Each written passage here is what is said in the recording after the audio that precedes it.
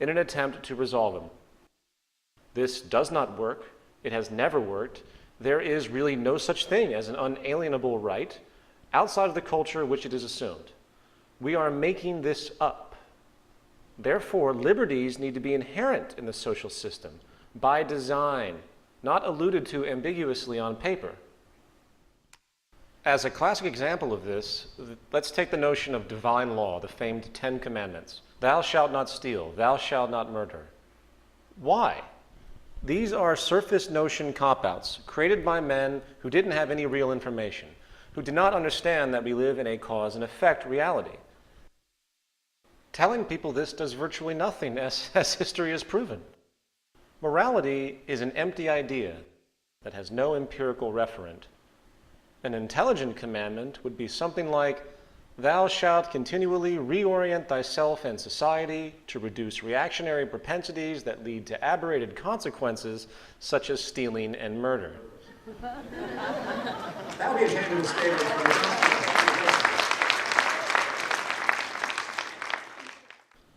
The same surface irrelevancy applies to any constitution or Bill of Rights of any country on this planet. In the Bill of Rights of the United States, there is an attempt to secure certain freedoms and protections by way, again, of mere text on paper. Now, while I understand the value of this document and the temporal brilliance of it in the context of the period of its creation, that does not excuse the fact that it is a product of social inefficiency and nothing more. In other words, declarations of laws and rights are actually an acknowledgement of failures of the social design. There are many people today in the so-called patriot and liberty movements. I know many people like this. I'm a fan of many people who are proponents of this, in part because I think there's a place for it.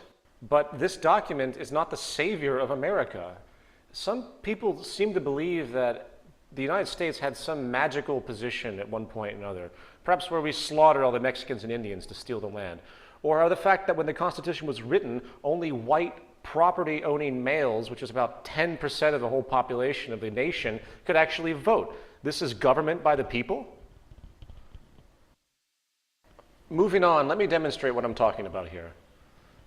The Fourth Amendment details how people have protection from unreasonable searches and seizures. This statement is basically qualified by the termed notion of probable cause in the amendment. What is probable cause? The only way to figure this out is to find a legal working definition that is culturally accepted. A common definition of probable cause in this context is a reasonable belief that a person has committed a crime. Okay, so the qualifier is now reasonable, right? Reasonable, okay. This is often defined as fair, not excessive or extreme. Well, okay, then I guess we have to move on to the word excessive. You see my point, I hope. It is meaningless semantically, therefore it cannot be trusted. None of them can. In other words, legal definitions are not empirical. All the amendments are subject to the whims of interpretation, which is why they are abused by the police, Homeland Security, and the IRS on a daily basis. Therefore, back to my original point, there is no such thing as rights, as the reference can be altered at will. The Fourth Amendment is an attempt to protect people from state power abuse. That is clear, but it avoids the real issue, and that is, why would the state have an interest to search and seize to begin with? How do you remove the mechanisms that generate such behavior? We need to focus on the real cause. Now, to be clear again, I'm not saying that laws, rights, and the like are not needed at this time. They certainly are. But we need to hone our focus to resolving the actual problem. And by the way, for all the nationalists out there, I am not attacking the U.S. Constitution once again. However, it is not the answer, and it's naive to think that this document really has that much relevance. Again, I am a fan of people like Ron Paul and Dennis Kucinich. I believe there's a place for the work that they do, but it's not the answer. The history of America is just like the history of any other country on this planet. It is a history of deception, fraud, and corruption. There is nothing to return to, for the integrity was never there to begin with.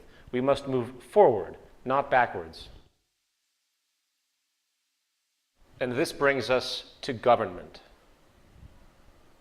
All governments in existence today, whether you recognize it or not, are institutional dictatorships. They are publicly sanctioned power monopolies. And democracy as it is practiced today is simply a game that is played, I'm sorry, but it's simply a game that's played to give the public the illusion of control.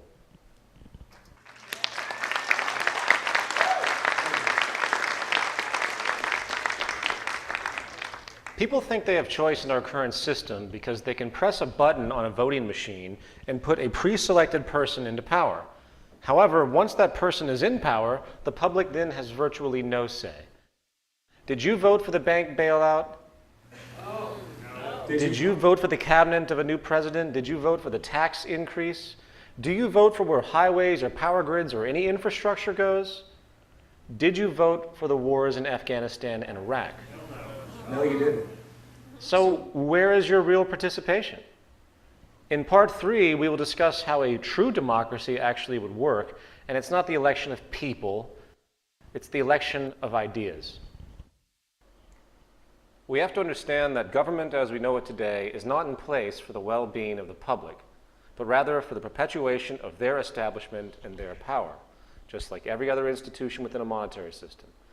Government is a monetary invention for the sake of economic and social control, and its methods are based on self-preservation first and foremost. All the government can really do is create laws to compensate for an inherent lack of integrity in the social order. It's also worth pointing out that most politicians, in fact, are lawyers. Most players in government come from the world of law. And in reality, they have absolutely no real education, therefore, or understanding about the true foundation of social operation. Can a lawyer come fix your home heating system? Can a lawyer go and organize a power grid for a particular area? No.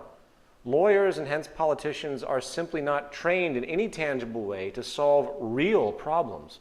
They're trained to solve artificial, nonsensical problems that are culminated byproducts of our nonsensical society. In other words, society is in fact a technical creation. I'll say that again. Society is a technical creation consisting of infrastructure, resources, and management.